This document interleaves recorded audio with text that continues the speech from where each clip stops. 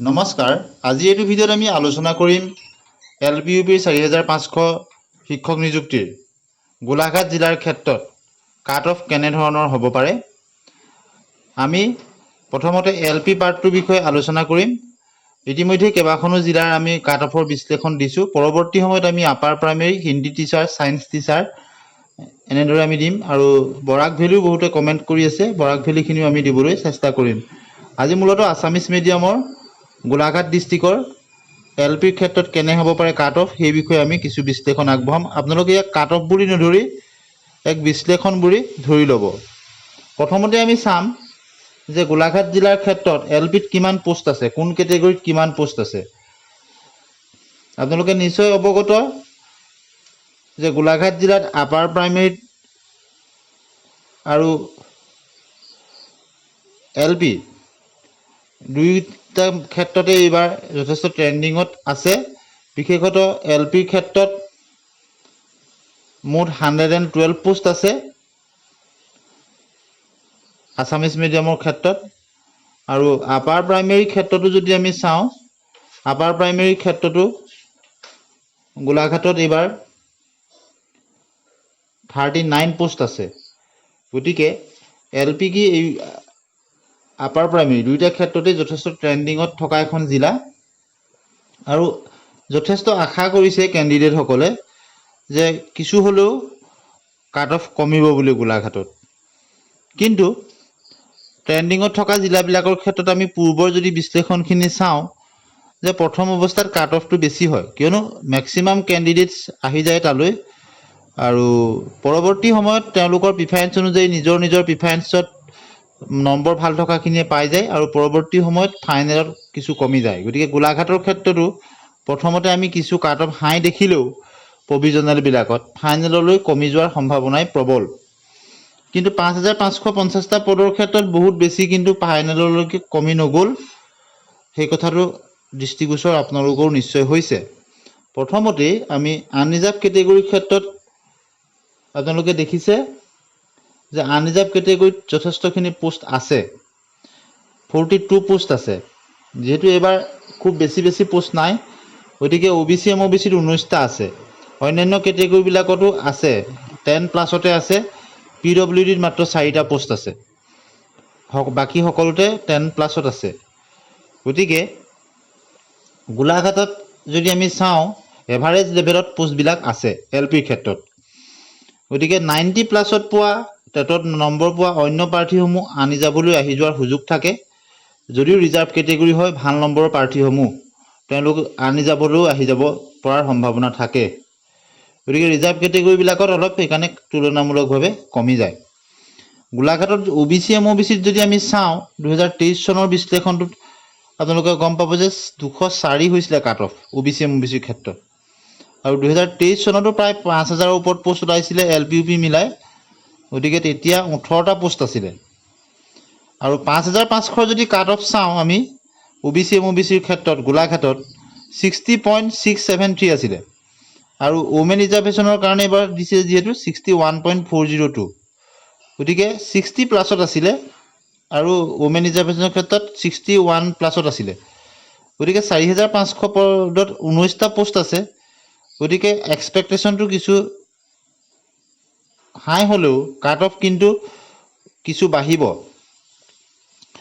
সেই হিচাপত আপোনালোকৰ কমেণ্টসমূহো আমি চাইছোঁ। চাই আমি এটা কথা আপোনালোকক ক'ব বিচাৰোঁ যে যিসকল OBC MOBCৰ প্ৰাৰ্থী তেওঁলোকৰ গোলাঘাটত আবেদন কৰিছে, 62+ত যিসকল আছে তেওঁলোক এটা ছেফ স্ক'ৰত আছে বুলি আমি ক'ব পাৰোঁ।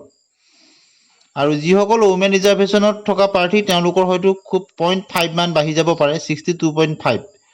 গতিকে 62 পৰা 62.5ৰ ভিতৰত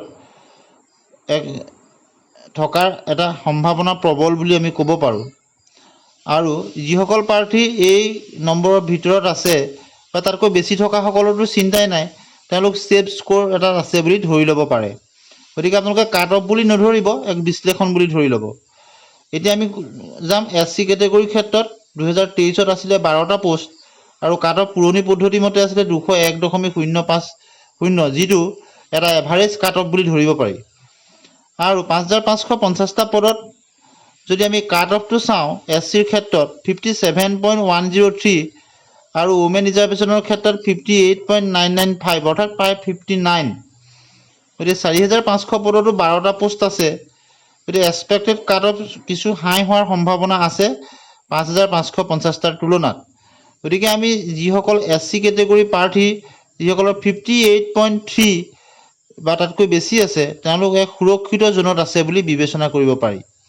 আৰু যিসকল ওমেন ৰিজাৰ্ভেশ্যনৰ প্ৰাৰ্থী তেওঁলোক 59.5 তেওঁলোকৰ কাৰণে এটা ছেফ স্ক'ৰ হ'ব পাৰে। গতিকে 58.3 পৰা 59.5ৰ মাজত এটা সুৰক্ষিত জোন বুলি আমি ধৰিব পাৰোঁ। গতিকে যিসকলৰ তাতকৈ বেছি আছে তেওঁলোক নিশ্চয় সুৰক্ষিত বুলি আমি ক'ব পাৰোঁ। অৰ্থাৎ 59.5 বা 58.5ৰ ওপৰত থকা প্ৰাৰ্থীসমূহ 58.5ৰ পৰা 59.5 এনেধৰণৰ এটা মাজতে আমি এভাৰেজ এটা কাট অফ আশা কৰিব পাৰোঁ। গতিকে আপোনালোকে নিশ্চয় বুজি পাইছে। সেইকাৰণে আমি জেনেৰেল SC ক্ষেত্ৰত যিসকল SC কেণ্ডিডেট আছে 58.3 ধৰিছোঁ আৰু SCৰ যিসকল ওমেন ৰিজাৰ্ভেশ্যন তেওঁলোকৰ 59.5 মেক্সিমাম আমি ধৰিছোঁ। গতিকে এনেধৰণৰ যিসকল প্ৰাৰ্থীৰ নম্বৰ আছে তেওঁলোক এক সুৰক্ষিত জোনত আছে বুলি ধৰিব পাৰিব। গতিকে ইয়াক এক কাট অফ বুলি নধৰি এক বিশ্লেষণ বুলি ধৰিব। কিয়নো আমি যদি 3 বছৰৰ লগত তুলনা কৰি চাওঁ 2023 চনতো যদি চাওঁ আৰু 2025 চনৰ 5,500টো চাওঁ আপোনালোকে দেখিছে কাট অফৰ যথেষ্ট পাৰ্থক্য সিমান দেখা নাই। গতিকে এইবাৰ যিহেতু অলপ কাট অফটো বাঢ়িব বুলি সকলোৱে কৈছে আৰু যিহেতু নম্বৰসমূহতো আপোনালোকে যিসমূহ কমেণ্টছত কৰিছে নম্বৰ যথেষ্টখিনি তেওঁলোকৰ বৃদ্ধি হৈছে, তথাপিতো সকলোখিনি বিশ্লেষণ কৰি চাই আমি SCৰ ক্ষেত্ৰত 58.3 পৰা 59.5ৰ মাজত আমি ধৰিছোঁ। 58.3 এজ ইউজুৱেল SC কেটেগৰীৰ কাৰণে আৰু 59.5 ওমেন ৰিজাৰ্ভেশ্যনৰ কাৰণে এক ছেফ স্ক'ৰ হ'ব পাৰে। এতিয়া আমি যাম ST হিলছৰ ক্ষেত্ৰত 2টা পোষ্ট আছিলে 2023 চনত আৰু 5,500ৰ ক্ষেত্ৰত ইয়াত প্ৰাৰ্থী নাছিল, নট এপ্লিকেবল বুলি আছে কাট অফৰ যিখন ফাইনেল কাট অফত। আৰু 4,500ত যিহেতু পোষ্টৰ সংখ্যা বেছি 11টা পোষ্ট আছে আৰু ST হিলছৰ কম্পিটিশ্যন যথেষ্ট কম, গতিকে 56 এটা ছেফ স্ক'ৰ হ'ব পাৰে ST হিলছৰ কাৰণে। 56 যিসকল ST হিলছৰ প্ৰাৰ্থী আছে তেওঁলোকে সুৰক্ষিত জোনত আছে বুলি ধৰিব পাৰিব। তাতকৈ বেছি থকা প্ৰাৰ্থীটো চিন্তাই নাই। 56 মেক্সিমাম হয়তো যাব পাৰে, তাতকৈ কমো হ'ব পাৰে। তথাপিতো আমি বিশ্লেষণৰ সুবিধাৰ কাৰণে 56 এটা ছেফ স্ক'ৰ হিচাপত আমি ধৰিছোঁ। এতিয়া আমি ST কেটেগৰী ST প্লেইনছৰ ক্ষেত্ৰত চাম। 2023 চনত 9টা পোষ্ট আছিলে আৰু কাট অফ আছিলে 190.38 যিটো এটা তুলনামূলকভাৱে কম আৰু 5,500 পদত যিহেতু পোষ্ট নাছিলে নট এপ্লিকেবল বুলি কাট অফৰ ফাইনেল হেড আছে। গতিকে ST প্লেইনছৰ ক্ষেত্ৰত বৰ্তমান 4,510টা পোষ্ট আছে। এক্সপেক্টেড কাট অফ আমি 58.2 এটা সুৰক্ষিত জন হ'ব পাৰে, সুৰক্ষিত নম্বৰ হ'ব পাৰে ST প্লেইনছৰ কাৰণে। আৰু ওমেন ৰিজাৰ্ভেশ্যনৰ ক্ষেত্ৰত 58.8 ST প্লেইনছৰ ক্ষেত্ৰত এটা ছেফ স্ক'ৰ বা সুৰক্ষিত স্ক'ৰ বা যাক আমি গ্ৰীণ জোন বুলি কওঁ, গ্ৰীণ জোনত থকা প্ৰাৰ্থী বুলি আমি ধৰিব পাৰোঁ। গতিকে আপোনালোকে নিশ্চয় অৱগত হৈছে। ইয়াৰ পিছতে আমি যাব বিচাৰিছোঁ আনৰিজাৰ্ভ কেটেগৰীৰ ক্ষেত্ৰত। 2023 চনত 58টা পোষ্ট আছিলে আৰু কাট অফ আছিলে 209.052 পুৰণি পদ্ধতি মতে। আৰু 5,550টা পদৰ ক্ষেত্ৰত কাট অফ আছিলে ফাইনেল মেৰিট লিষ্টত 61.925 অৰ্থাৎ 62ৰ ওচৰা-ওচৰি আৰু ওমেন ৰিজাৰ্ভেশ্যনৰ ক্ষেত্ৰত আছিলে 63.793 64ৰ ওচৰে-পাজৰে। গতিকে দুইটা আনৰিজাৰ্ভৰ মাজত যথেষ্ট পাৰ্থক্য দেখা পোৱা গৈছিলে, প্ৰায় 1 নম্বৰৰ। গতিকে একেধৰণৰ এখন দৃশ্যপট আমি 4,500টো আমি দেখিব পাৰোঁ য'ত 42টা পোষ্ট আছে। আৰু আনৰিজাৰ্ভৰ ক্ষেত্ৰত যদি আপোনালোকে চায় আনৰিজাৰ্ভত পোষ্টৰ সংখ্যা 42। এতিয়া 42 পোষ্টত যথেষ্ট হাই স্ক'ৰিং প্ৰাৰ্থীখিনি আহি যাব। গতিকে একেবাৰে তলৰ যিহেতু নম্বৰ 42 নম্বৰ থকা প্ৰাৰ্থীজনৰ নম্বৰটোহে কাট অফ।